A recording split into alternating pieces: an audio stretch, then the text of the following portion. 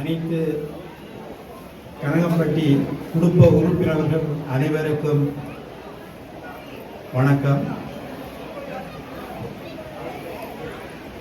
கனகம்பட்டி குடும்ப உறுப்பினர்கள் என்று சொன்னதுக்கு காரணம், கனகம்பட்டியை பொறுத்தவரை இங்கே யாரும் பெரியவர்களும் இல்லை, சிறியவர்களும் இல்லை. அதுதான் ஐயாவின் கணக்கென்று எல்லாருமே சொல்லியிருக்கிறார்கள். அதன்படியே நான் எல்லோருக்கும் வணக்கம் என்று சொல்லியிருக்கிறேன். சத்குருவே சரணம் சரணம் சரணம். எனக்கு கொடுத்திருக்கிற தலைப்பு எண்ணி ஆட்கொண்ட சத்குரு. இது பெரிய ஒரு தலைப்பு. ஆனால் என்னுடைய அனுபவங்களை மட்டும் பகிர்ந்து கொள்ள விரும்புகிறேன். எனக்குள்ளேயும் ஒரு தேடல் இருந்தது. அந்த தேடல் எப்படியான தேடல் என்று எனக்கே புரியவில்லை. ஆனால் தேடிக்கொண்டே இருந்தேன். தேடலுக்கு முடிவு ஒரு கொஸ்டின் மார்க் தான் போடுவோம் எல்லாரும். ஆனால் அப்போது ஒரு கொஸ்டின் மார்க்கை போட்டுட்டு யோசிச்சுட்டே இருந்தேன். நான் என்னத்தை தேடிட்டு இருக்கேன், எனக்கு யார் வேணும், நான் எந்த கருத்தை பிடிச்சு நான் அடுத்த நிலைக்கு போவேன் என்ற ஒரு எண்ணத்திலேயே எனது வாழ்க்கை ஓடிக்கொண்டிருந்தது. அப்போது என்னையும் ஒரு ஆள் தேடிக்கொண்டிருந்திருக்கின்றார். அவரும் ஒரு கொஸ்டின் மார்க் போட்டு வச்சு கொண்டிருந்திருக்கிறார். அவர் எப்போ வருவார்? அதான் என் குரு. எல்லாருமே ஒரு விஷயத்தை யோசிச்சு பாருங்க. இப்படி ஒரு கொஸ்டின் மார்க்கை போட்டா அது இதயத்தின் ஹாஃப், இப்படி ஒரு டேஷ் ஒன்று போட்டு பாருங்க. அப்ப அந்த கொஸ்டின் மார்க்கை போட்டு இப்படி ஒரு டேஷ் போட்டீங்கன்னா பாதி இதயத்தோட திரியுறீங்க. ஆகவே ஒரு பாதி இதயம் எங்கேயோ ஒரு இடத்தை இருக்கின்றது. அதை நாங்கள் தேடி திரிகின்றோம். அந்த பாதி இதயம் நான் எங்கே சத்குருவிடம் ஐயாவிடம் சேரும் போது என்னை அறியாமல் ஒரு இதயம் குளிந்தது. அப்போதுதான் அணித்து கொண்டேன்.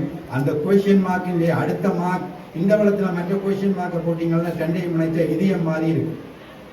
அப்போதுதான் புரிஞ்சது, என்னை தேடியவர் வேறு யாரும் இல்லை, என் பகவான், என் சத்குரு, என்னை ஆள்பவர், என் உயிர், எல்லாமே அவர்தான். ஆகவே பகவான் என்னை எப்படி ஆட்கொண்டார் என்றது இன்று வரை எனக்கு புரியாத புதிர்.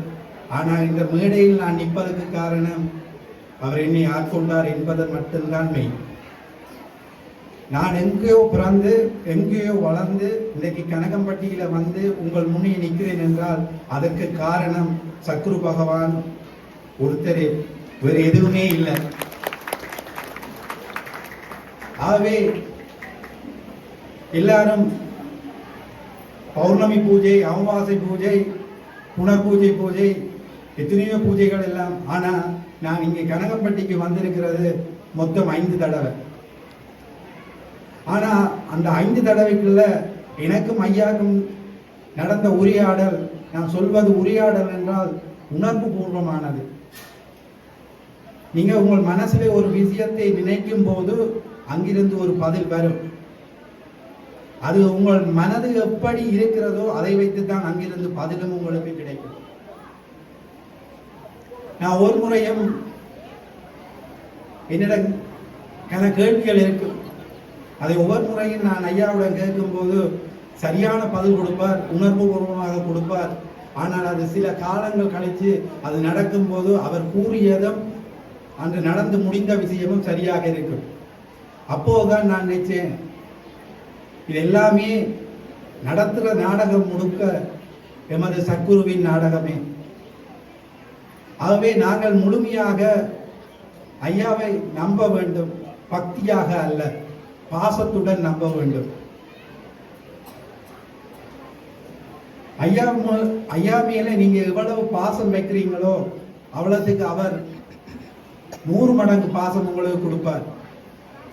ஆகவே உங்களால் எவ்வளவு தூரம் அவர் மூலம் பாசமாக இருக்க முடியுமோ, இன்னைக்கு நீங்க ஜீவசமாதி என்று உள்ளே போறீங்க, எல்லாருமே கையை கூப்பி என்னோட பிரார்த்தனையை சொல்லிட்டே இருக்கிறோம்.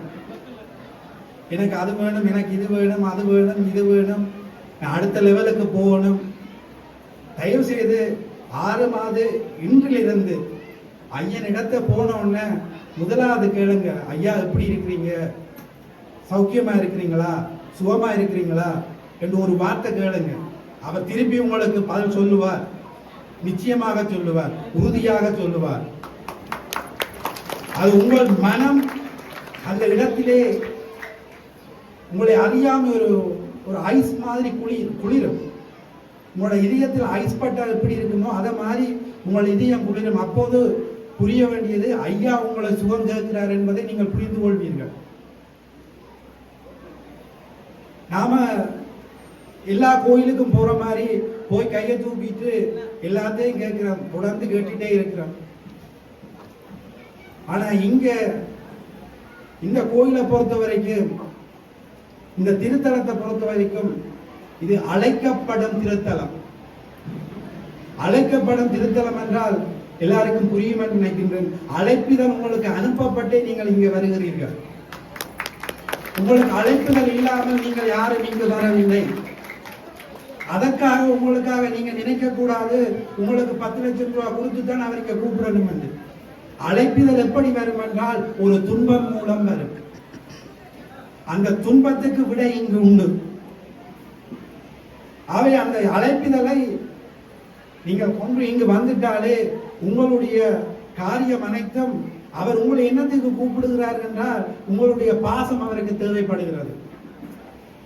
உங்களிடம் இருந்து பணமும் தேவைப்படவில்லை, உங்களிடம் இருந்து ஒரு பூவும் தேவைப்படவில்லை, உங்களிடம் இருந்து ஒரு புஷ்பம் தேவைப்படவில்லை. ஆனால் அவரிடம் தேடப்படுவது உங்கள் பாசம்.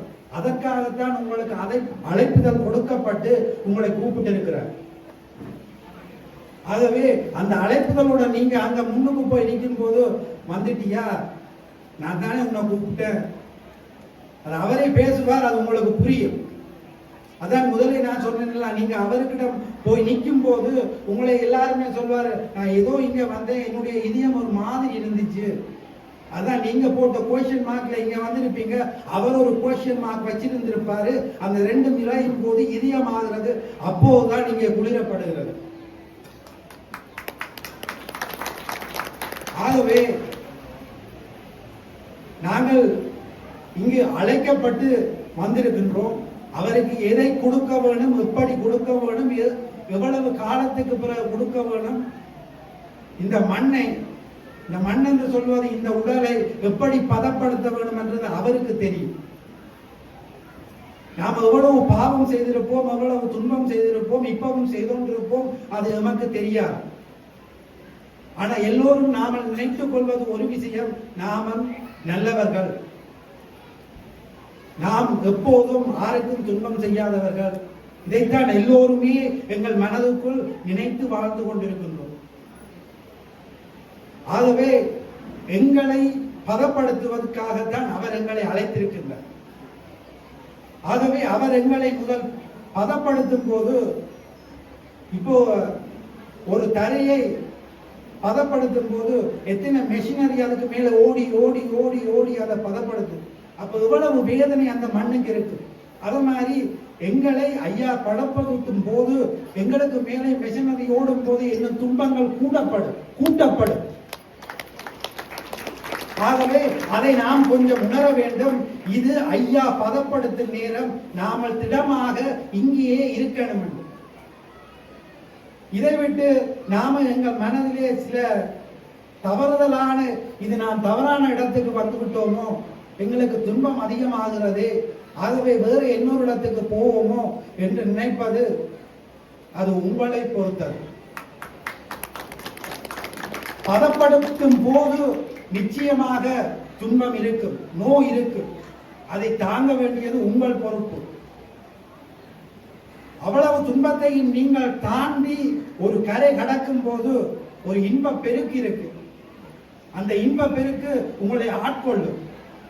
அப்போது புரியும், இவ்வளவு துன்பமும் எமக்கு கிடைக்கப்பட்டது, எம் பகவான் கொடுக்கப்பட்டது, இப்ப திருப்பி கொடுக்கிறார் இன்பமாக.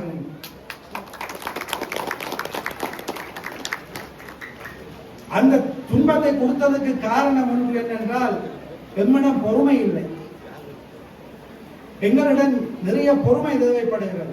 அந்த பொறுமை, இப்போது நான் இதிலிருந்து பேசிக் கொண்டிருக்கிறேன், ஆனால் எனக்கு அவ்வளவு பொறுமை இருக்கின்றா இல்லை. இன்று நாம் பகவானிடம் கேட்பது, இன்னும் பொறுமை கொடுக்க வேண்டும், இன்னும் உங்கள் பிள்ளை ஆக்க வேண்டும், உங்களோடு நாம் வாழ வேண்டும் என்பதுதான் மீண்டும் மீண்டும் பகவானிடம் கேட்கிறது. ஆகவே எல்லோரும் பகவானிடம் கேளுங்கள், நாம் எப்போதும் உங்கள் பிள்ளையாக இருக்க வேண்டும், உங்கள் அருகில் இருக்க வேண்டும். நீங்கள் அவர் பிள்ளையாகிட்டீங்கள் என்றால் நீங்கள் அவரிடம் போய் எதுவும் கேட்க வேண்டிய அவசியம் இல்லை. அவர் கொடுத்துக்கிட்டே இருப்பார். ஏனென்றால் உங்களை அழைப்புதல் கொடுத்து அழைக்கப்பட்டவர். ஆகவே உங்களுக்கு கொடுத்துக்கிட்டே இருப்பார். ஆனால் நீங்கள் முதல்ல பொறுமையை காருங்கள். அது கிடைத்து விட்டால் எல்லாம் தானாக நடந்து போய்கொண்டே இருக்கும்.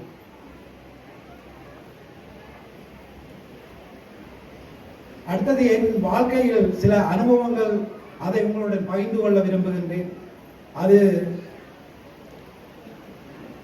சத்குரு கொடுத்த மதிப்பு எவ்வளவு மதிப்பென்றது சொல்ல முடியாது. அவ்வளவு அருளையும் அன்பையும் கொடுத்திருக்கின்றார். அதில் சில துளிகளை மட்டும் உங்களுடன் ஷேர் பண்ண விரும்புகின்றேன். எனக்கு தற்பொழுது 3 பிள்ளைகள், 2 பிள்ளைகள் பிறந்து விட்டார்கள். ஆன்மீகத்திலே ஜோதிடம் என்பது உண்மை. ஆனால் அந்த ஜோதிடம் ஆரார் பார்க்கிறார்களோ அதை பொறுத்துத்தான் அந்த ஜோதிடர் உண்மையானவர்கள் என்பது புரியும். ஒரு ஜோதிடரிடம் நான் போயிருந்தேன். ஆரம்பத்தில் ஐயாவை கண்டும் ஆரம்பத்தில் ஏனென்றால் துன்பம் கூடிட்டதல்ல, ஐயா பதப்படுத்தினது அப்போது எனக்கு புரியவில்லை. அப்ப ஜோதிடம் போய் கேட்டபோது அவர்கள் சொல்லியிருந்தார்கள், உனக்கு 2 ஆண் பிள்ளைகள், 1 பெண் பிள்ளை என்று. ஆனா என் வாழ்க்கையில் நடந்தது, நடக்க போவது, இப்போது நடந்து கொண்டிருப்பது எல்லாமே சொன்னார்கள். அப்போது 3வது குழந்தைக்காக காத்திருந்திருக்கும் போது வைஃப் கர்ப்பமானாங்க. அப்ப எமக்குள்ளே ஒரு டிசிஷன் எடுத்துக்கொண்டோம், இது ஆம்பளை பிள்ளை தானே. ஏனென்றால் ஜோதிடர் நமக்கு சொல்லிவிட்டார், உங்களுக்கு 3வது பிள்ளையும் ஆம்பளை பிள்ளை. அப்ப நாம அப்படியே காலங்கள் கடந்து கொண்டு போய்கொண்டிருக்கும் போது கனடாவிலே எங்கள் ரூமிலே புகையிலை வாசம் வரும். இங்க இருந்து கனடாக்கு ஐயா வந்துட்டு போவார். அப்ப அந்த ரூம் முழுக்கவே புகையில வாசமா இருக்கும். அப்ப என்னது, மனைவியுடன் தகப்பனார் புகையில வியாபாரம் தான், பிசினஸ் தான் பார்க்கிறார். அப்ப அவங்களுக்கு தெரியும் இது எவ்வளவு ஸ்ட்ராங்கான புகையில வாசம் என்று அவங்களுக்கு புரியும். இப்போ அவங்க சொல்லுவாங்க, ஒரு புகையில பாடம் எப்படி இருக்கோ அவ்வளவு வாசனையா இருக்கு, ஏன் இப்படி இருக்குன்னு கேட்டாங்க. அப்ப எனக்கு ஆரம்பத்தில் புரியவில்லை. அப்போது மோகன் சாமியிடம் தான் கூப்பிட்டு பேசுவேன். அப்ப மோகன் சாமி சொல்லுவாரு, அது புகையில வாசம் வந்தா வேற யாரும் இல்ல, எங்க பகவான் வந்துட்டு போறாரு, அது நன்மையா இருக்கும்னு சொல்லுவாரு. அப்போ அப்படியே காலங்கள் கடந்து போகிறது. ஒரு முறை இல்லை, 2 முறை இல்லை, அது பல தடவை வந்து போய்கொண்டிருக்கின்றது. சில மாதங்கள் கடந்தது. ஸ்கேனிங்குக்கு போயிருந்தோம். அப்போது அங்கே சொல்லியிருந்தார்கள், உங்களுக்கு பெண் பிள்ளை பிறக்க போகிறது என்று. அப்ப எமது ஜோதிடத்தின் தலையெழுத்தையே மாற்றக்கூடிய பெருமையும் பகவானுக்கு உண்டு. ஆகவே நாம எத்தனை ஜோதிடத்தை கொண்டு எங்கு அலைந்தாலும் சரி, எங்கு திரிந்தாலும் சரி, நாம் ஜோதிடம் தவறென்று கூறவில்லை, என்னை மன்னிக்கவும், தவறென்று கூறவில்லை. ஆனால் ஜோதிடத்தையும் மாற்றி அமைக்கக்கூடியவர் எமது பகவான்.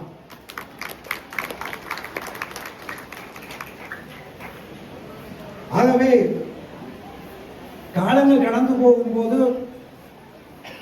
ஆல்மோஸ்ட் டெலிவரி டைம் கிட்டிட்டது. ஹை பீக், கோவிட்-19 போய்கிட்டு இருக்கு. அப்போது ஹை பீக். என்ன செய்வது, எல்லாம் ஒரு குழப்பமான நிறையில போய்கிட்டு இருக்கும் போது அப்போது மனதில் திருப்ப குழப்பம். இது சாதாரணமா நடந்திருக்கும், அந்த ஜோதிடர் தவறா கூறியிருப்பாரு, ஆம்பளை பிள்ளையே பொம்பளை பிள்ளையா கூறியிருப்பார். நம்ம மனசு தானே அப்பப்ப மாறிட்டே இருக்கும் இல்ல. ஆனா பிள்ளை பிறந்தது புனர்பூச நட்சத்திரம்.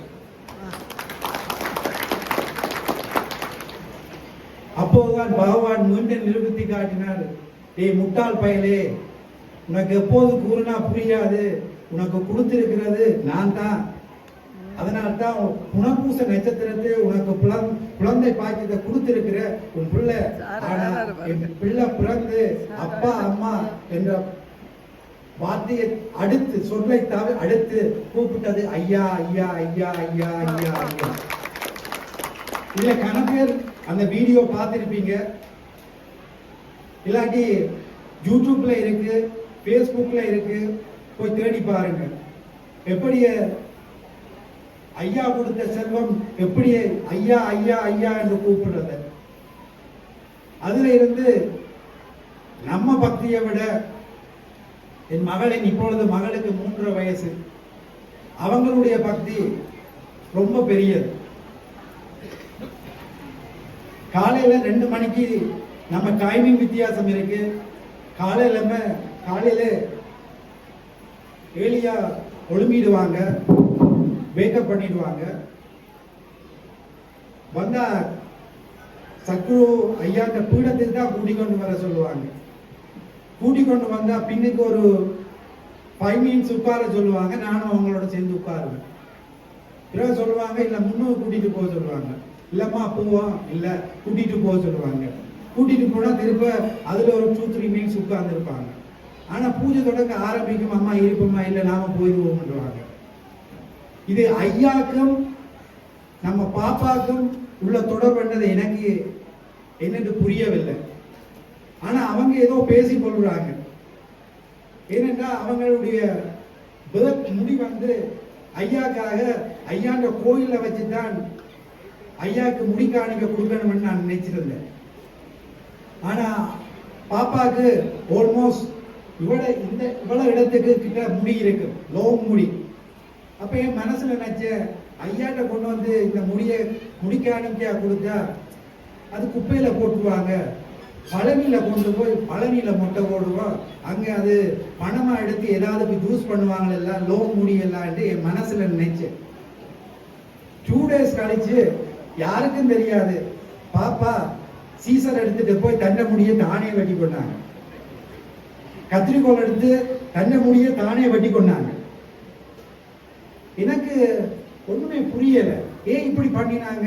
இவ்வளவு காலம் ஆல்மோஸ்ட் 3.5 வயசு ஆயிட்டு முடி வெட்டிலேயே ஏதாவது நாம தப்பு பண்ணிட்டோமா, குற்றம் பண்ணிட்டோமா. பிறகுதான் இந்த முட்டாள் மூளைக்கு புரிந்தது, நான் தவறாக நினைத்து விட்டேன், பகவானே என்னை மன்னித்திடுங்கள், இப்போது முடியல, நீ என்ன பண்ண போற.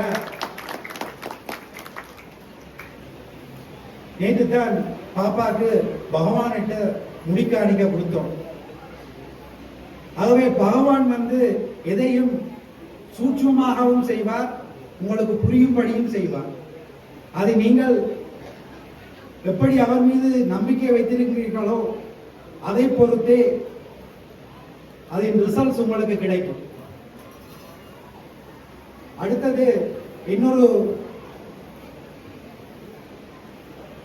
பகவான் புரிந்த அற்புதம் ஒன்றுன்னா, என்னுடைய பிறந்த நாள் அப்ப பகவானிடம் காலையில கேட்டேன், பகவானே இன்று என்னுடைய பிறந்த நாள், நீங்க எனக்கு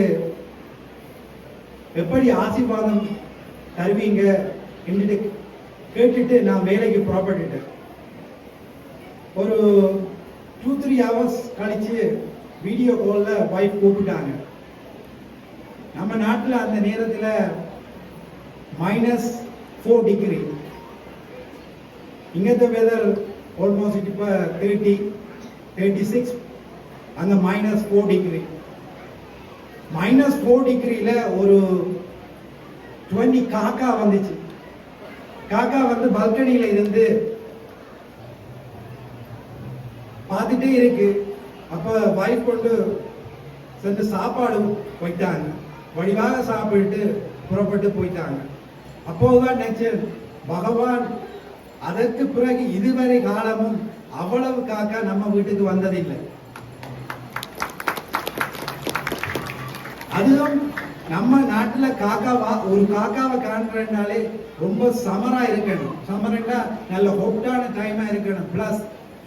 பிளஸ்ல ஒரு 20-25ல இருந்தா நாம எப்போது ஒரு காக்கா அல்லது 2 காக்காவை அரிதாக காணலாம். ஆனா இப்படி -4 டிகிரியில ஒரு 20 காக்கா வந்து நமக்கு காட்சி கொடுத்தது என்பது சாதாரண விஷயம் அல்ல. ஆகவே பகவான் வந்து எப்படி உங்களுக்கு உணர்த்துவார், எப்படி அருள் தருவார் என்பது உங்களை பொறுத்தது. நீங்கள் பக்தி இல்லை, நீங்கள் எப்படி பாசம் வைத்திருக்கிறீர்களோ அதற்குரிய பலன் அவர் நிச்சயமாக கொடுப்பார். ஆகவே அனைவருமே உண்மையான பக்தியோடு அல்லாம உண்மையான பாசத்தோடு பகவானை நாடுங்க. பகவான் எப்போதுமே எல்லோருக்குமே அள்ளி கொடுப்பார். அதுல எந்த ஒரு மாற்று கருத்தும் இல்லை. என்னையும் அடுத்தடுத்த லெவலுக்கு அழைத்து கொண்டு சென்றிருக்கின்றார். இன்றைக்கு நான் இந்த மேடையில் நான் நிற்பதற்கு காரணம் என் ஐயா போட்ட பிச்சையின் காரணமாகவே நான் இந்த மேடையில் நான் நிற்கின்றேன். நான் ஒரு பெரிய பேச்சாளரும் அல்ல. இதைவிட அற்புதங்கள் கண்ட எத்தனையோ நபர்கள் இங்கே இருக்கின்றார்கள். ஆனால் பகவான் இந்த ஒரு நேமை செலக்ட் பண்ணி இந்த மேடையிலே நிக்க வைத்திருக்கிறதுக்கு காரணம் அந்த பகவான் ஒன்று. அதுக்கு காரணம் 2 பேர் இருக்கிறார்கள்.